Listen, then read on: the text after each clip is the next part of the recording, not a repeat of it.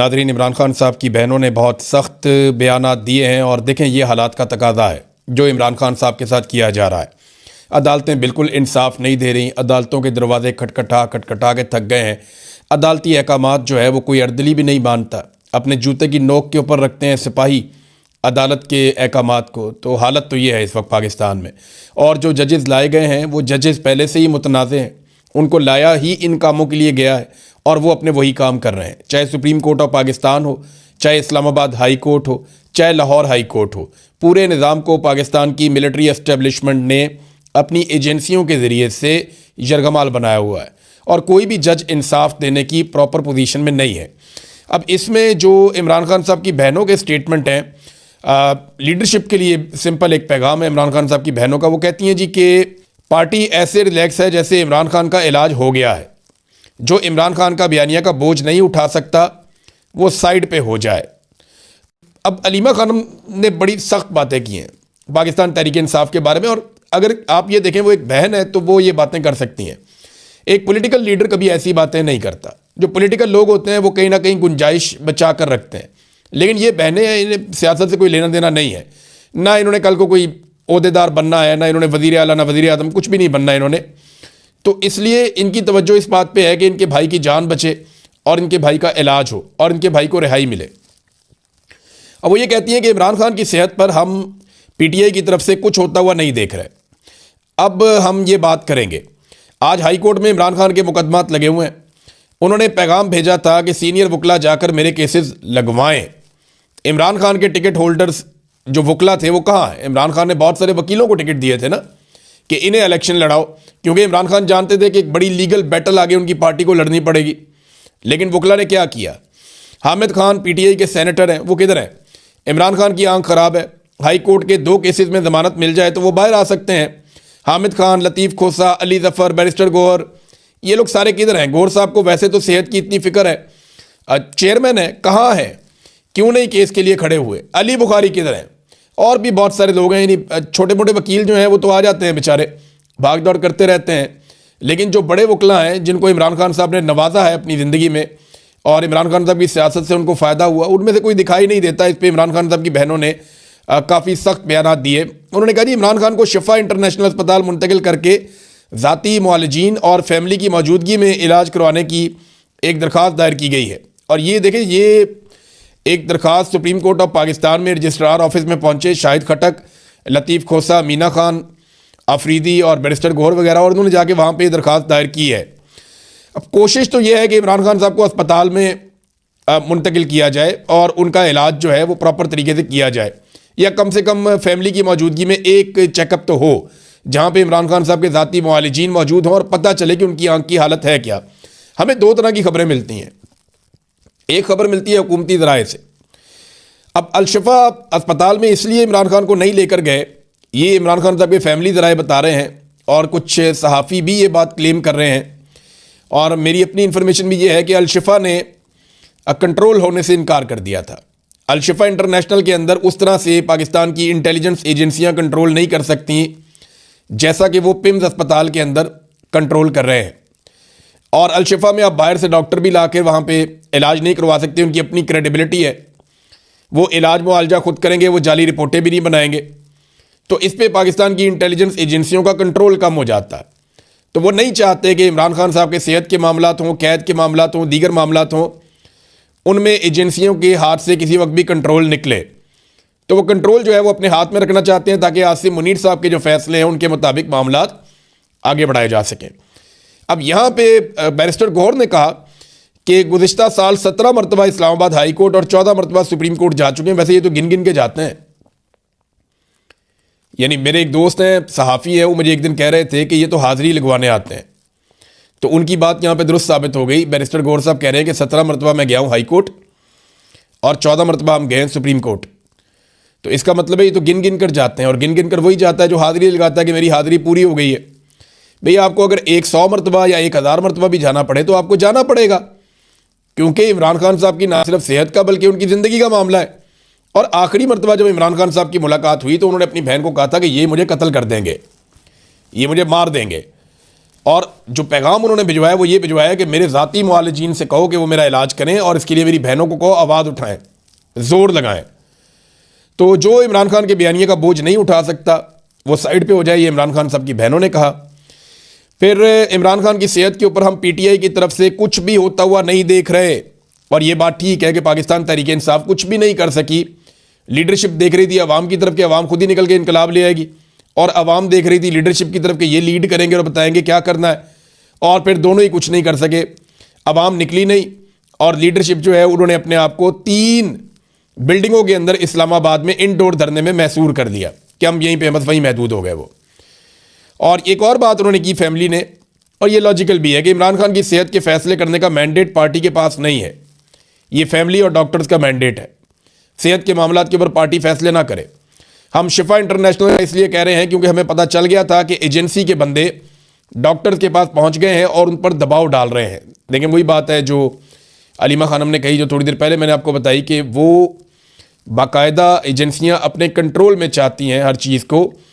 Doctor उज़मा जो हैं इमरान खान साहब की दूसरी बहन, उन्होंने कहा ये एक आंख का मसला नहीं है इमरान खान का, क्योंकि हमें इसकी वजूहात अभी तक पता नहीं चली, तो दूसरी आंख भी मुतासर हो सकती है। और देखें, मैं पहले आपको ये बात कह चुका हूँ, मेरी यहाँ पे बरतानिया में सीनियर डॉक्टर से बात हुई, उन्होंने बताया कि ये ब्लड की बीमारी है, ये ज़रूरी नहीं है कि एक आंख में रुके, ये दूसरी आंख के अंदर जाकर वहाँ पे भी बीमारी पैदा कर सकती है और दोनों आंखों की बीनाई मुतासर हो सकती है इमरान खान साहब की। तो उन्होंने कहा दूसरी आंख भी मुतासर हो सकती है, हो सकता है वो शुरू भी हो चुकी हो मुतासर होना। हम तक कोई चीज़ नहीं आई, सिर्फ टीवी से 2-4 बातें हमारे तक आती हैं, उसके अलावा हमें कोई चीज़ मालूम नहीं है। आखिरी मुलाकात में इमरान खान ने कहा था कि मैं इतनी मुश्किल जेल काट रहा हूँ, लेकिन मेरी पार्टी के सीनियर वकला मेरे केसेस नहीं लगवा रहे। ये वकील जाके बैठ जाए ना हाई कोर्ट में और सुप्रीम कोर्ट में और ये कहें जनाब लगाएं केसेस, रोज़ाना चीफ जस्टिस की अदालत में जाकर बैठ जाएं और जाकर वहाँ बोलें। क्या करेगा चीफ जस्टिस? उठा के जेल में डाल देगा, तो क्या फ़र्क पड़ता है, इतनी दुनिया जेल में आप भी चले जाए। और जब वकीलों को जेलों में डाला जाता है तो दूसरे वकील रिएक्शन देते हैं, अपने आप को इतना हल्का ना समझें। वकला ने बाकायदा कभी इस मामले को उस तरह से लड़ाई नहीं। अच्छा, सुहेल अफरीदी साहब जो हैं वो गए, इन्होंने कोशिश की इस्लामाबाद हाई कोर्ट में चीफ जस्टिस से बात करने की। सेक्रेटरी से उन्होंने कहा नहीं मैं चीफ जस्टिस से बात करूंगा कोर्ट में। तो ये जनाब कोर्ट के अंदर बैठ गए, और जब ये रुस्तम पे गए और उन्होंने चीफ जस्टिस से बात करने की कोशिश की, अस्सलामु अलैकुम कहा, तो रोज़े की हालत में थे। उन्होंने कहा जी मैं रोज़े की हालत में था, मैंने अस्सलामु अलैकुम कहा चीफ जस्टिस को, तो चले वो मेरी बात ना सुनते, मुझे इंसाफ ना देते, लेकिन मेरे सलाम का जवाब तो देते। उन्होंने मेरा सलाम का जवाब भी नहीं दिया और उठकर चले गए। ये तो एक रवैया है इस वक्त जुडिशरी का, जो बड़ा अफसोसनाक रवैया है, और ये हम अब से नहीं काफ़ी अरसे से देख रहे हैं। अलीमा खानम ने इसी जज डोगर साहब के बारे में कहा कि सियासत हम नहीं, जस्टिस डोगर कर रहा है, जिसको लाहौर हाई कोर्ट से चुन कर लाया गया है कि इमरान खान के केसेस ना लग सके। क्या ये निज़ाम इंसाफ है? हमने 26वीं तरमीम से पहले इस्लामाबाद हाई कोर्ट में कई जजेस, यानी अंदर उन्होंने नाम भी लिखे हैं, जो जर्नलिस्ट हैं जिन्होंने खबर दी है उन्होंने नाम लिखे उन जजेस के। उन्होंने कहा जब हमने पहले कई जजेस को देखा, इनका एक लेवल था, वो सिविलियन की बात सुनते थे। अब देखें कि मेयार कितना गिर गया है। जस्टिस डोगर की अदालत में जाओ तो उठकर भाग जाता है, अदालत को पिंजरे में तब्दील कर दिया गया है। ये पाकिस्तान में क्या हो रहा है? ये अलीमा खानम ने सवाल उठाया। बात उनकी ठीक है, पाकिस्तान में जो हो रहा है वो हम सबको दिखाई भी दे रहा है। सुहेल अफरीदी ने एक पैगाम दिया chief justice of Pakistan justice Yahya Afridi को, और ये उन्होंने पश्तो में पैगाम दिया। अब इसका तर्जुमा मैं आपको पढ़ के सुना देता हूँ कि उन्होंने क्या कहा पश्तो में याह्या अफरीदी को। उन्होंने कहा आप भी अफरीदी हैं और मैं भी। मैं अपनी ज़ात के लिए नहीं, 4 करोड़ 50 लाख लोगों के लिए नहीं, बल्कि पूरे 25 करोड़ अवाम के लिए आया हूँ, जो देख रहे हैं कि मुल्क में क्या चल रहा है। 90% लोग इमरान खान की सेहत के हवाले से तशवीश और गमो गुस्से का इजहार कर रहे हैं। इमरान खान का इलाज अपनी मर्ज़ी के मुताबिक होना उनका आइनी और इंसानी हक है।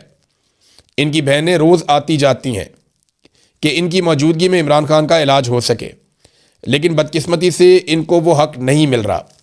मैं बहैसियत एक अफरीदी और बतौर इस सूबे के वज़ीर आला, जहाँ से आपका भी ताल्लुक़ है, अफरीदी कबीले की रवायात भी हैं कि जब कोई उसके दरवाज़े पर आता है तो खाली हाथ जाने नहीं दिया जाता। इसलिए मैं आपके दरवाज़े पर आया हूँ और मुझे उम्मीद है कि आप हमें और इमरान खान को इंसाफ देंगे। वज़ीर आला खैबर पख्तूनख्वा। जज्बाती करने की भी कोशिश की कि जनाब आप अफरीदी हैं, चलो पठानों वाली गैरती आप जगा लें, हम आपके दरवाजे पे बार बार इंसाफ के लिए आते हैं, तो आप हमें इंसाफ दें। भाई इंसाफ जो खुद आदमी नाइंसाफ़ी के साथ आया हो, 26वीं आईनी तरमीम के बाद एक जज का हक मार के justice Yahya Afridi chief justice of Pakistan बने, और फिर उनके बनने के बाद उन्होंने एक होम्योपैथिक अदालत में तब्दील कर दिया इस सुप्रीम कोर्ट ऑफ पाकिस्तान को, तो अब वो क्या इंसाफ देंगे? यानी वो खुद कंप्रोमाइज़ होकर आए हुए ऐसा दिखाई दे रहा है, और एस्टेब्लिशमेंट ही सारी चीज़ों को कंट्रोल कर रही है। बहरहाल सुहेल अफरीदी साहब को अब तो ना सुप्रीम कोर्ट से और ना हाई कोर्ट से इंसाफ मिला है। देखना यह है कि इंसाफ के लिए ये किस नहज तक जाते हैं और कितना ज़ोर लगाते हैं, क्योंकि इंसाफ लेने के लिए वो कह चुके हैं कि घी सीधी उंगली से नहीं निकल रहा, उंगली टेढ़ी करनी पड़ेगी। और साथ में उन्होंने इमरान खान रिहाई अमन फोर्स का ऐलान भी किया था। उसके ऊपर पाकिस्तान तहरीक इंसाफ के अंदर ही बंदे छोड़ दिए गए। तहरीक इंसाफ के अंदर देखें, बहुत सारे लोगों के दिमाग में अब ये सोच पैदा हो चुकी है, जो अली अमीन गंडापुर के दिमाग में सबसे पहले आई थी, कि इमरान खान किसी एहतजाज के नतीजे में नहीं, अवामी दबाव के नतीजे में नहीं, बल्कि किसी डील के नतीजे में बाहर आएगा। ये अली अमीन गंडापुर ने कहा था जून 2024 में। तो इनके दिमाग में तो पहले दिन से था, लेकिन बाकी लोगों को लगता था कि हम एहतजाज करेंगे, जोर लगाएंगे तो इमरान खान साहब के हवाले से दबाव बढ़ेगा, इमरान खान साहब बाहर आ जाएंगे। लेकिन दबाव बढ़ेगा तो उनको छोड़ना पड़ेगा। मैं वजह आपको बताता हूँ। मईशत इनसे आज भी कंट्रोल नहीं हो रही, दहशतगर्दी इनसे आज भी कंट्रोल नहीं हो रही, पाकिस्तान लगातार नीचे जा रहा है, सरमायाकारी पाकिस्तान में आ नहीं रही, एक बदएतमादी की फिजा है पाकिस्तान में, और इससे मुल्क नहीं चलता होता। ये बदएतमादी इमरान खान साहब को निकालने के बाद शुरू हुई थी और आज के दिन तक जारी है। इसमें इजाफा हो रहा है, कमी नहीं हो रही। हर तरह का जुल्म करके देख लिया, सारे हथकंडे अपना लिए, लेकिन ये पूरा निज़ाम आसिम मुनीर साहब समेत बंद गली में चला गया है और ये अपने आप को फंसाते चले जा रहे हैं। इससे निकलने का एक ही रास्ता है कि ये इमरान खान से बात करें और पाकिस्तान में सियासी इस्तेहकाम लेकर आएँ। उसके लिए पाकिस्तान में एक नया इलेक्शन करवाना पड़ेगा, लेकिन उस तरफ ये जाने के लिए तैयार नहीं है। इन्हें पता है कि जब भी इलेक्शन होगा इमरान खान वापस आ जाएगा। और मिलिट्री एस्टेब्लिशमेंट, ये चंद लोगों की बात कर रहा हूँ, उनको खतरा है। इमरान खान ने कोई हर फौजी को सजा थोड़ी दे देनी है।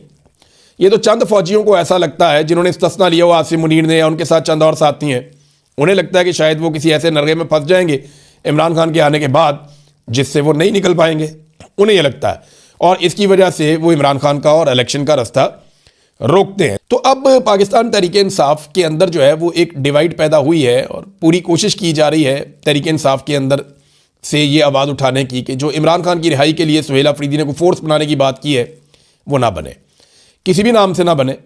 और अगर वो बन गई और नौजवान इकट्ठे हो गए तो एस्टेब्लिशमेंट के ऊपर फिर एक दबाव आ जाएगा और फिर अगला एक साल भी इसी तरह शदीद तरीन दबाव में गुजरेगा और वो दबाव से निकलते हैं, दोबारा से दबाव आ जाता है। तो इमरान खान को इररेलेवेंट करने में ये मुकम्मल तौर पे नाकाम रहे। अब जनाब दो तरह की खबरें हमारे पास। एक हुकूमत कहती है जी इमरान खान साहब की आंख ठीक हो रही है, जो खबर आती है इमरान खान साहब के ज़राए से वो ये कहती है कि आंख ठीक नहीं हो रही। इमरान खान साहब की फैमिली कहती है वो बिल्कुल मुतमईन नहीं है। हुकूमत कहती है जी आप इत्मीनान रखें, सब ठीक हो जाएगा। तो इसका पता कैसे चलेगा? ये कंफर्मेशन तो सिर्फ इमरान खान साहब की फैमिली दे सकती है या उनकी पार्टी के लोग अगर इमरान खान साहब को जाकर मिले, वो लोग जिन पे कौम भरोसा भी करती है, तो फिर पता चलेगा ना कि इमरान खान साहब की आंख की हालत है क्या। तो आपको बाहर इंफॉर्मेशन आ जाएगी कि जनाब आंख उनकी ठीक हो रही है या नहीं हो रही, उनकी सेहत के मामला क्या है। तो ये अब छुपाया जा रहा है, मामला सामने नहीं आने दे रहे। शहबाज शरीफ ने नाज़रीन एक एतराफ़ कर लिया है। शहबाज शरीफ ने कहा कि जून 2023 में पाकिस्तान दिवालिया हो रहा था। लेकिन जब हम ये खबरें दे रहे थे ना 2023 में, हम ये बता रहे थे कि पाकिस्तान दिवालिया हो रहा है, तो उस वक्त हमारे ऊपर गद्दारियों के और बगावतों के मुकदमे दर्ज हो रहे थे। हमारे ऊपर लगातार मुकदमे दर्ज करके ये कहा जा रहा था कि ये मुल्क के दुश्मन है, और हम ये बता रहे थे कि पाकिस्तान की मौजूदा रजीम ने इतनी तबाही फेरी है कि मुल्क दिवालिया हो रहा है। शहबाज शरीफ आज ये नहीं कह सकते कि इमरान खान के दौरे हुकूमत में पाकिस्तान दिवालिया हो रहा था। इमरान खान साहब की हुकूमत ख़त्म हुई अप्रैल 2022 में, यानी अप्रैल के दूसरे हफ्ते में 2022 में इमरान खान साहब की हुकूमत ख़त्म हो चुकी थी और शहबाज शरीफ साहब वज़ीर आज़म पाकिस्तान बन चुके थे। PDM की सरकार लाकर इंस्टॉल की जा चुकी थी, इम्पोर्टेड हुकूमत। तो वो 2022 में हुकूमत आती है शहबाज शरीफ की। तो शहबाज शरीफ ने यह नहीं कहा कि इमरान खान के दौरे हुकूमत में पाकिस्तान दिवालिया हो रहा था। शहबाज शरीफ ने कहा कि जून 2023 में पाकिस्तान दिवालिया हो रहा था। बिल्कुल दुरुस्त बात की। 1.25 साल इन्होंने मेहनत की और तबाही फेरी इन्होंने पाकिस्तान की मईशत की, उसके बाद पाकिस्तान दिवालिया हो रहा था। और उस वक्त जब हम निशानदेही करते थे हमारे पे मुकदमे होते थे। और मैं आपको ये बता दूं कि आज भी सूरत हाल वही है, सूरत हाल उससे मुख्तलिफ नहीं है। इन्होंने सिर्फ किया ये है कि तमाम बड़े बड़े तरक्याती मनसूबे बंद कर दिए हैं और वो पैसे रोक लिए हैं। आवाम को मिलने वाली जितनी भी सहूलियात थी या सब्सिडीज़ थी वो सारी ख़त्म कर दी गई हैं। महंगाई और टैक्सेस जो हैं वो बढ़ा दिए गए हैं। आम पाकिस्तान से जो हर तरह का रिलीफ है वो छीन लिया गया है। बिजली और गैस के होशरुबा बिल्स में इजाफा कर दिया गया है और पेट्रोल पर 100 रुपये तक फ़ी लीटर टैक्स लगा दिया है। अब ये सारा कुछ करके ये बमुश्किल दिवालिया से बचे हुए हैं। ये पब्लिक को रिलीफ नहीं दे सकते। जैसे ये तरक्याती मनसूबों की तरफ जाएंगे या पब्लिक को रिलीफ देने की तरफ जाएंगे, वैसे ये दिवालिया कर जाएंगे। तो मामला ये है कि हर चीज़ को पाकिस्तान में रोक कर अगर आपने पाकिस्तान को दिवालिया से आर्जी तौर पे इस तरह बचाना था तो फिर आपको हुकूमत में क्यों लाया गया? ये तो फैसला अब आसिम मुनीर और जनरल बाजवा से पूछा जाए कि इन्होंने क्यों किया पाकिस्तान के साथ इतना बड़ा जुल्म कि वो मुल्क जो अच्छा खासा चल रहा था उसको ना सिर्फ दिवालिया के दहाने पे ले गए बल्कि अब पूरे मुल्क को रोक कर कहते हैं जी हमने दिवालिया होने से बचा लिया। और हालात इनके ये हैं कि पाकिस्तान में इन्होंने अगर कंट्रोल किया ना किसी चीज़ को तो सिर्फ नैरेटिव को कंट्रोल किया, यानी मीडिया को कंट्रोल किया, सोशल मीडिया को कंट्रोल करना, मीडिया को कंट्रोल करना, यही इनकी ख्वाहिश। 22 अरब रुपए के इन्होंने जहाज़ ले लिए, 40 अरब रुपए इन्होंने फायरवॉल में मुबैना तौर पर डबो दिए। इस पर प्रोग्राम्स नहीं हो रहे, इस पर कोई बात नहीं कर रहा। यानी इस पर बात करनी चाहिए ना मीडिया को। 4 अरब रुपया आवाम को दिया था, जो जंग ज़दा लोग हैं, जो बहुत परेशान है। सुहेल अफरीदी ने तो मीडिया ने ज़मीन आसमान के कलाबे मिला दिए थे। यहाँ 22 अरब रुपए के 2 जहाज़ ले लिए इन्होंने, गल्फ स्ट्रीम के महंगे 3 जहाज़ हैं, इतने महंगे जहाज़ इन्होंने ले लिए 2। 40 अरब रुपए की इन्होंने फायरवॉल जो है वो ज़ाया हो गई इनकी, अब कहते हैं हम फिर लगाएंगे। और 10 अरब रुपए में इन्होंने PIA बेच दिया 38 जहाज़ों समेत। तो सवाल ये पैदा होता है कि फौजी फाउंडेशन को जहाज़ बेचा, कोई प्रोग्राम क्यों नहीं करता, कोई बात क्यों नहीं करता इसके ऊपर? क्योंकि मीडिया को इन्होंने कंट्रोल कर दिया पूरे तरीके से। पाकिस्तान जो है वो मीडिया के अंदर ही ठीक है, आदादो शुमार जो है वो मीडिया के अंदर ही ठीक है।